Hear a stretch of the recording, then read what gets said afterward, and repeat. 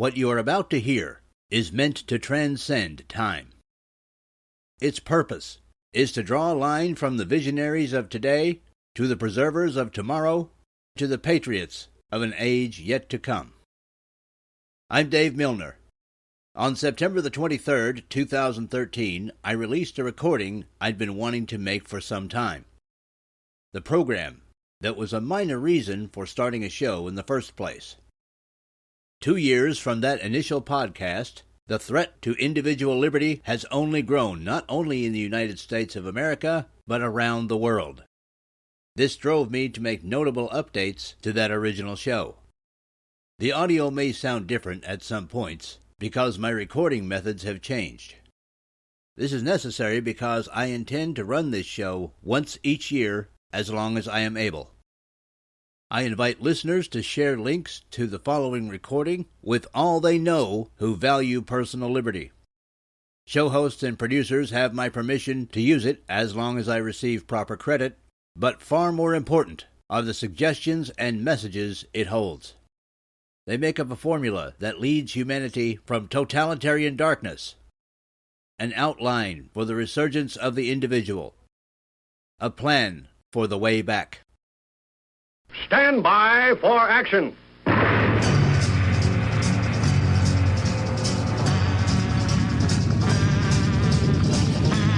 Thanks for joining me. My name's Dave Milner. I am the Unpleasant Blind Guy. I often do shows based on what strikes me. I might see an article, or I might hear commentary that I think needs to be addressed, or something like that. And this show is no different. What I want to do is address how we find the way back. Now, I think it's become pretty obvious to a lot of people that the United States of America is not the same country that it was when many of us were kids. I think you can say that if you're pretty much over 40 years old. I think it can also be safely said that we have to adopt a variety of strategies and tactics for dealing with this situation so that we can return to a point where personal liberty and a government governed by the people is the norm instead of the other way around, which it is now. I take a lot of techniques and whatnot from pop culture. And some time ago, I saw our personal liberty slipping away, and it reminded me of a series of science fiction books written by Isaac Asimov, the Foundation series. The first 3 Foundation books, Foundation, Foundation and Empire, and Second Foundation, addressed one very important thing. In these books, a galactic empire, which had represented order and peace, was breaking down through decadence, corruption, and other issues. The hero of these books believed that it would take 10,000 years before a new empire that would have real benefits for its people would rise again. So what he tried to do was to create social engineering that would guide people so that instead of 10,000 years, what he called interregnum would only last a single thousand of years. Now, I put that in terms for today because we're very close to, and in fact, I believe personally that we have tipped over the point where personal liberty is no longer a priority in government. It has switched to control. Now, I know, and I think anyone else with sense knows, that there will come a time when the people demand a return of personal liberty. They will see their government as overreaching, dictatorial, heavy-handed. It's already beginning with some, but it's going to take quite a large amount of time, in my opinion, for that to sink in and for the average man and the woman in the street to demand a return to a time when the government will actually be run by the people. Now, this could take some time. If you look at the model of the Soviet Union, what you saw was that the communist system after 1917 lasted for 70 years. And if you look at Russia today, you see that many of the same old hardliners that existed at the end of the Soviet Union are still around and still have influence. They still haven't managed to throw off many of the shackles of totalitarianism that communism has put on them. That being the case, one has to wonder how long it will take us here in the United States of America to return to a point where we demand a government that is run by the people and does not run people itself. Now, I tend to think of this time as an interregnum, as Asimov put it, and I tend to look upon conservatives and libertarians and other independent thinkers as the people who will bring the populace of the United States of America through this interregnum and into a point on the other side where the people will have the tools and the power to once again regain personal liberty. Now, 10 months ago, I wrote a piece, I guess you'd say, called American Sputnik, and it was fairly well received. If you haven't read it, you may want to do that. Now, this was inspired by something that Kurt Schlichter wrote called The Conservative Insurgency. I had these thoughts of some way to manage and preserve the correct information through the leftist interregnum into when it will be needed. But Schlichter kind of beat me to it. He beat me to it by a few days. Not being daunted, I saw one or two things that he hadn't put in and decided to put those in myself. Reiterated a few things that he said and came up with something pretty good. So if anyone hasn't read that, you may want to read The Conservative Insurgency by Kurt Schlichter and American Sputnik by me. I'm going to put both of those in UBG Contact on the Twitter. Now, I felt, given the current commentary going on in the conservative community, that it was a good time to revisit American Sputnik and to add a few things to it. Now, I'm not going to read you the entire thing. What I am going to do is give you kind of the general sense of it, and I'm going to expand on it with new thoughts that I've had. And looking at the first paragraph, I see that, yes, the basic premise that I wrote down is still true. The leftists have only gotten stronger in media and pop culture, and conservatives are not going to be able to compete with them in that arena with the same strength. Now, that's not to say we shouldn't compete with them, or that we shouldn't try to compete with them. Not at all. It is saying, however, that we're not as strong as they are. Now, there are some people who are going to look at my whole viewpoint and say that it's defeatist, and that all we need to do is hunker down and work a little harder, and we can win through this thing, and it's all going to be all right. And listen, I'm not saying that people shouldn't try to deal with things as they exist now. I've never served in the military, but I do understand the difference, in this sense at least, between strategy and tactics. In this sense, tactics is how do we deal with something that's here. Strategy is how can we plan for what's coming. And what I'm talking about doing with American Sputnik and what Kurt Schlichter was talking about doing with the conservative insurgency is strategy. It is dealing with the future. And that's not to say that we can't move on all levels to try and restore personal liberty. Anything that we can do that's nonviolent and productive to further the cause of personal liberty and to keep it in the minds of the people is a good thing. No one says that we just have to hold with one technique or one strategy. There are more conservatives than you think, and we can all do different things. We're all good at different things. And this is our strength, I feel. So we all should do these different things. Basically, it's about find what you can do and do it. You don't have to do everything. I know there are some people who say you have to do it all, or you have to at least try to do it all. I say do what you can. Do what you're comfortable with in your abilities, and if you have to leave your comfort zone because you feel that it's important to further the cause, that's even better, okay? But do what you can. And what I and others can do on one front for the personal liberty of people is to talk about strategies moving forward into what I believe is going to be the next century.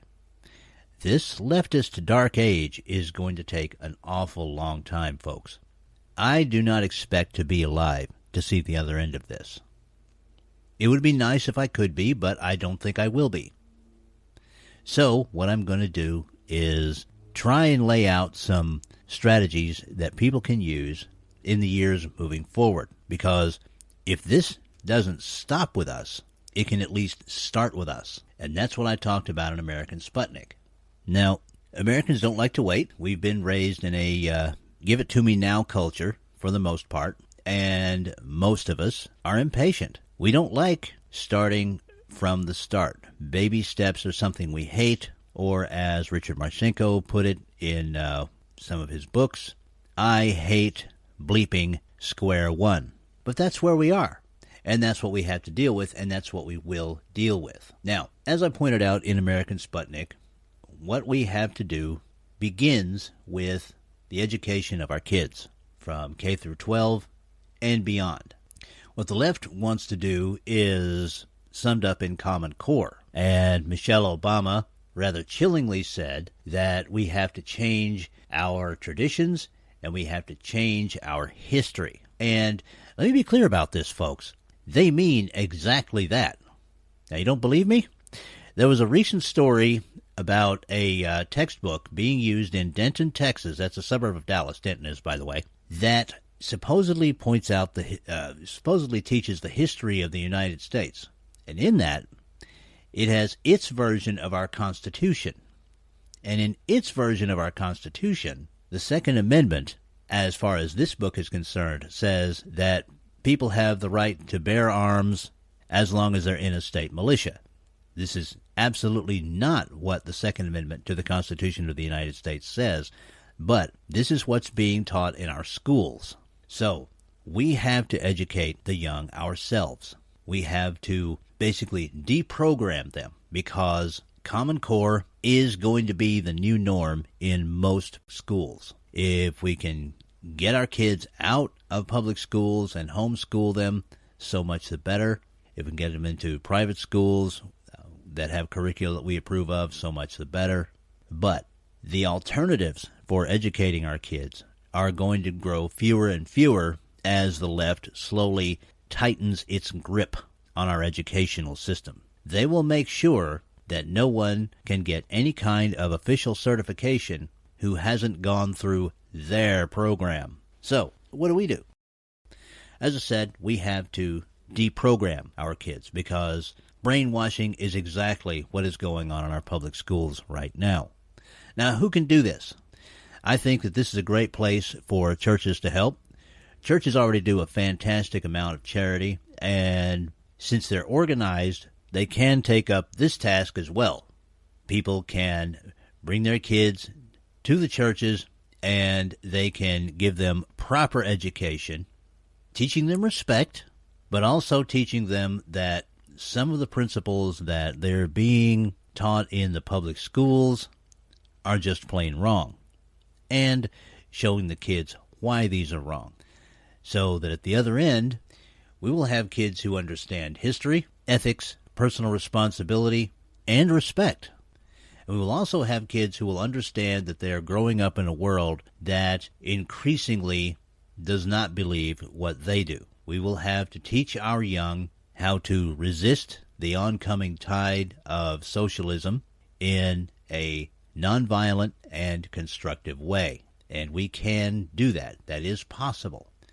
Now, in American Sputnik, I expanded on an earlier idea that I had called freedom boxes or liberty boxes.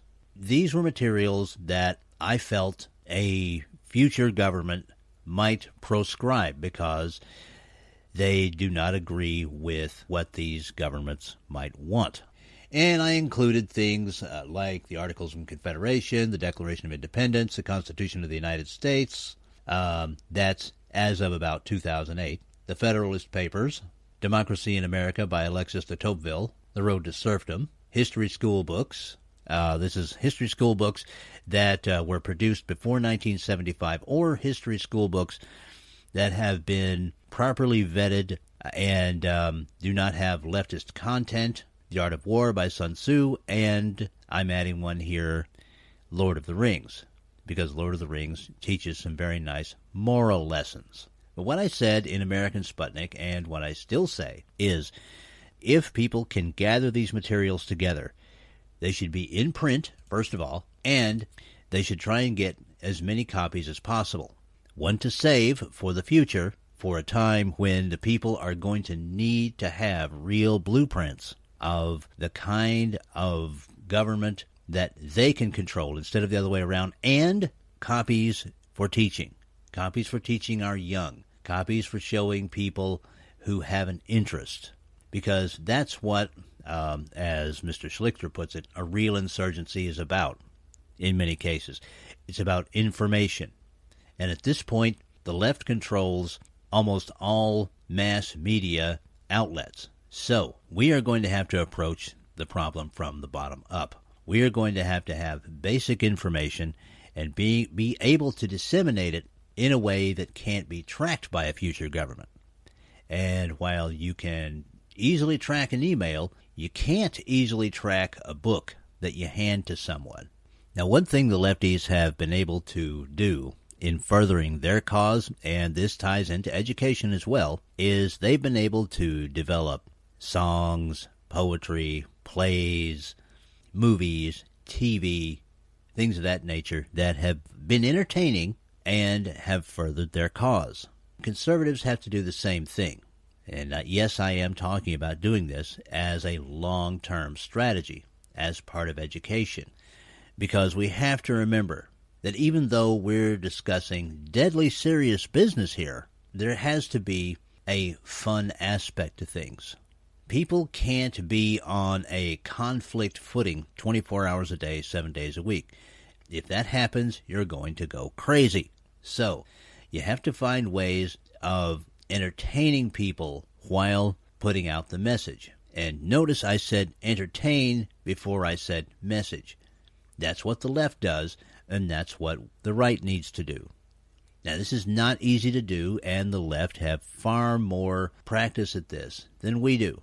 But that doesn't mean that we can't learn, adapt, and do these things ourselves.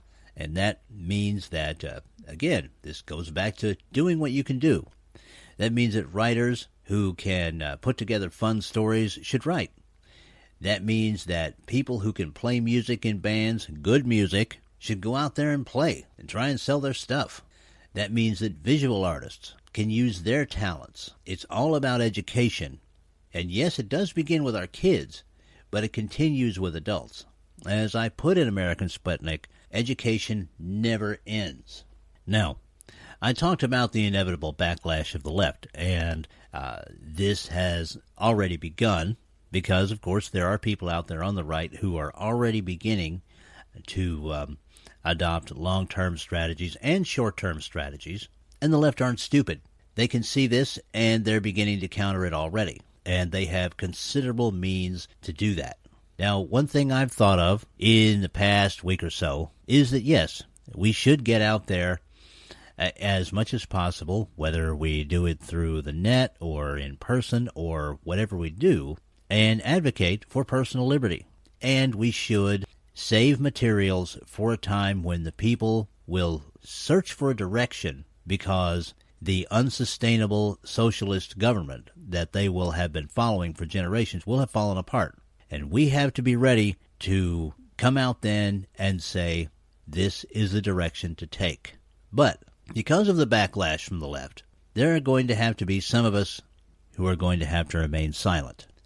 See, the thing about making yourself known to the left, and this, frankly, was one of the things that held me back from doing a show or whatever the hell you call this thing, is that the left will see you, and that will paint a great big target on you. We should keep on for as long as we're able to keep on. That's a tactic. We shouldn't shut up until we're forced to, all right? But it's a good strategy for some, a few, to educate themselves, arm themselves with the materials that I spoke of, not with guns, but with educational materials, and wait in the background and not be targets of the left. Because I feel that there will come a time when it is almost certain that those of us who are speaking out for personal liberty are going to be silenced. And many of us, in fact, I think most of us, are not going to just go away when the left tells us to shut up. That's what's going on now.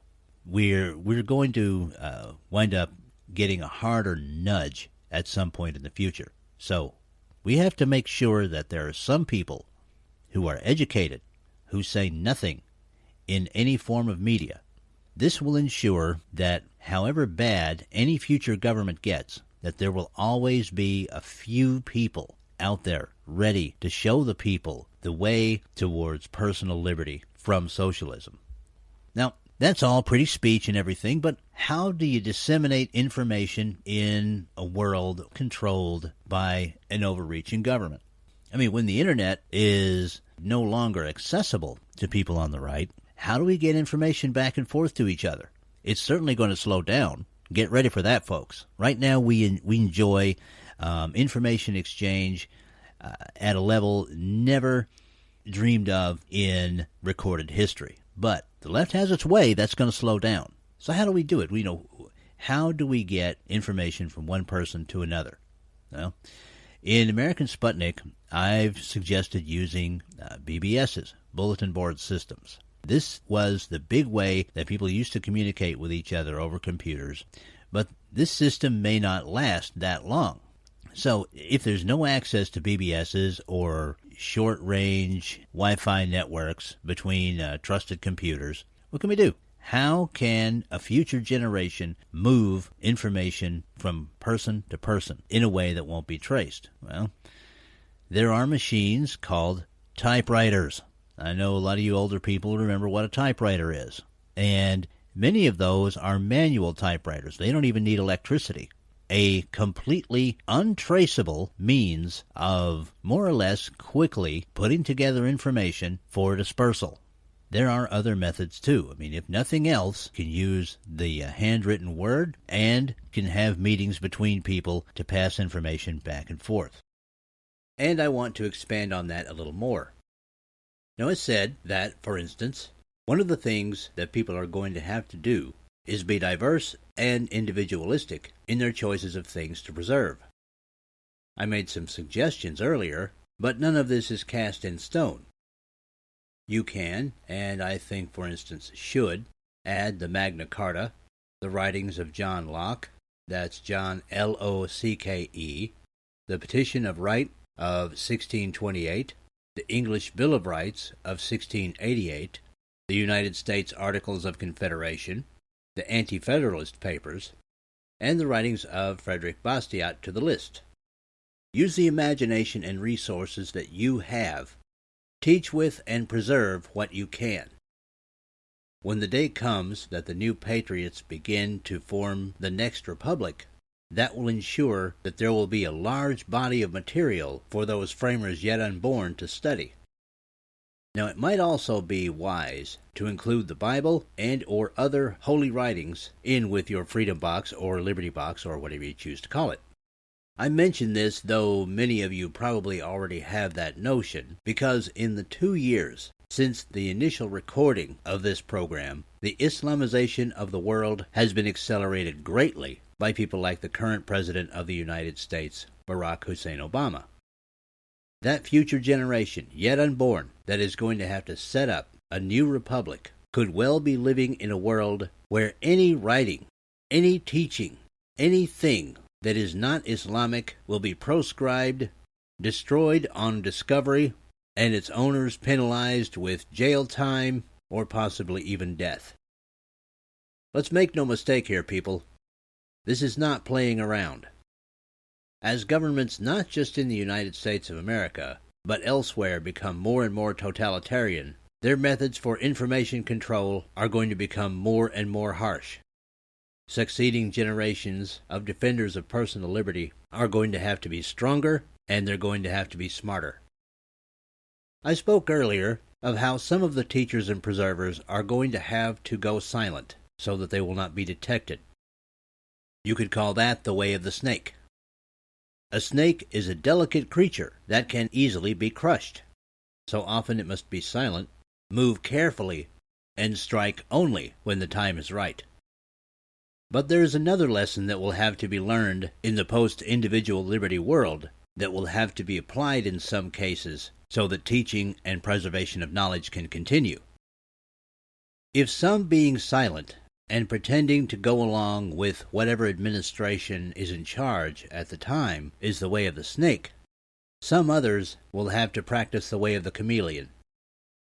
Along the line between the making of this recording and the new republic will be a stretch of indeterminate time where leftists and Islamo-fascists will be in charge. Now, thugs like this need to know that they have their boots on the necks of the people. They need wins in order to be secure. And that means that once in a while, someone on what we would today call the right will have to make a sacrifice and publicly say that they have seen the light of socialism, communism, Islamofascism, or whatever flavor of totalitarianism is running the world at the moment. By throwing this kind of red meat at the tyrants of the future, they will better be lulled into a sense of security until the time comes that they can be overthrown. Now, I know everything that I've spoken of sounds rather dire and quite a lot to do.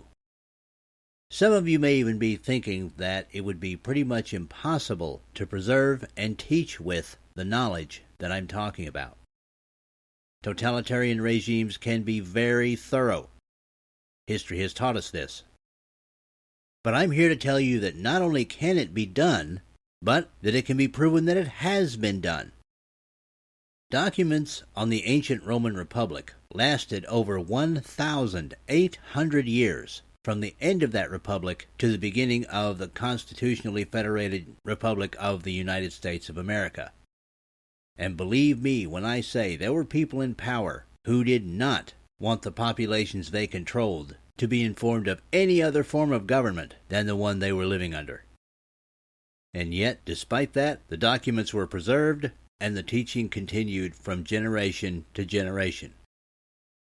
If it's been done once, it can be done again.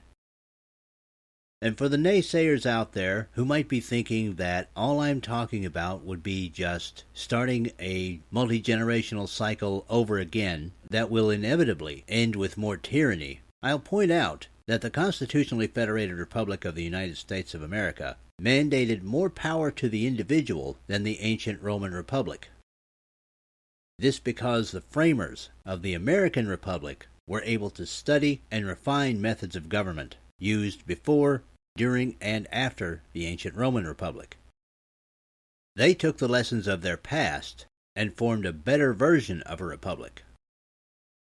If teachers and preservers of the information I'm speaking of hold to the task and do their jobs well enough through the years, the generation of patriots yet unborn will be prepared to set up a republic that not only mandates more power to the individual, but will avoid any mistakes possibly made by the framers of the American Republic, so making for a better chance that the ongoing cycle of freedom to tyranny and back again will not revert back to tyranny.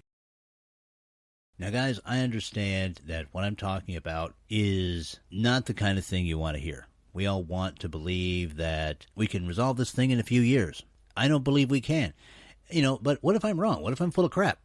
Well, you know what? If I am, it's not going to hurt anything to gather the materials that I'm talking about. Because one thing is absolutely for sure. The left is never going to go away. Elitists can gain too much power through socialism. Since I wrote American Sputnik, we've seen that socialists and Muslims have begun to operate in concert, something which is rather frightening to me, but something that I think should not be a surprise to anyone who has any notion of strategy. This is a favorite method. The enemy of my enemy is my friend. And right now, socialists are getting together with Muslims to create a control base. And that is going to be something that we have to counter over time. Patience is required in any long-term struggle, and we are going to have patience whether we like it or not. And one other aspect, we're going to have to deal sometimes with allies that we might not necessarily want to deal with.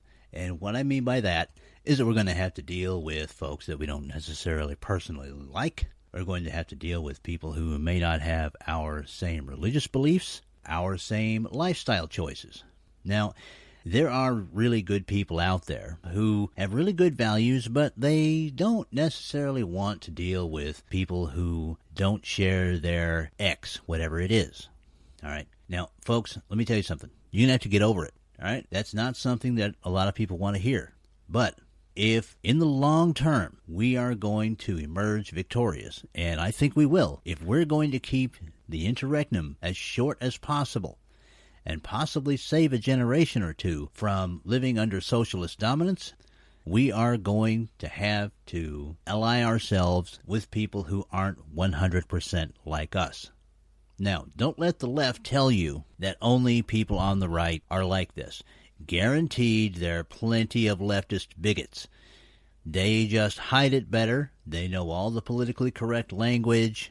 They know how to spin everything so that it looks as if they're not bigots, but we know that there are just as many bigots on the left, if not more, than on the right.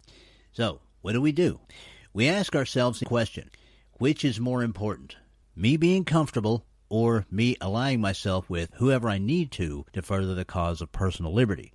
Now, I think most of the people on the right are going to make the correct choice. And here's something else that some of those folks are going to find. It might even come as a surprise to them. The people that don't necessarily have the same lifestyle choices or religious beliefs or things of that nature are not as bad as they might think. They're going to find this out to their delight.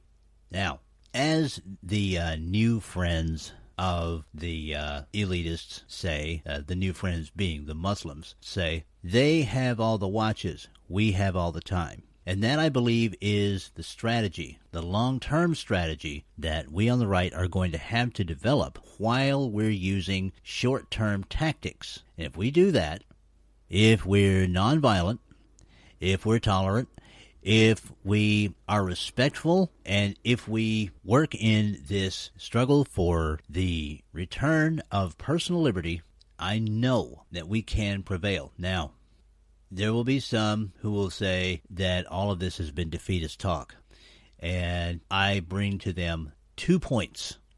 First of all, anyone in a struggle who does not allow for a long-term strategy and merely concentrates on short-term tactics is a fool. And the other one, we've already won. We need to understand that personal liberty is something that most people want and most people enjoy. So the question of personal liberty isn't one that we're going to lose on. We haven't lost. We will never lose. We've already won. And I say that with good short-term tactics and a long-term view that is respectful of others, pragmatic, and applied with love, we will find the way back. Whether you listened to this program as part of a series or in total, I want you to know that I appreciate each and every one of you. Take from this program and apply the methods suggested and add some of your own. Thank you for listening. May your God go with you, and may God go with the teachers and preservers of the legacy of personal liberty yet unborn. Goodbye. The Unpleasant Blind Guy is copyright 2015, Anno Domini.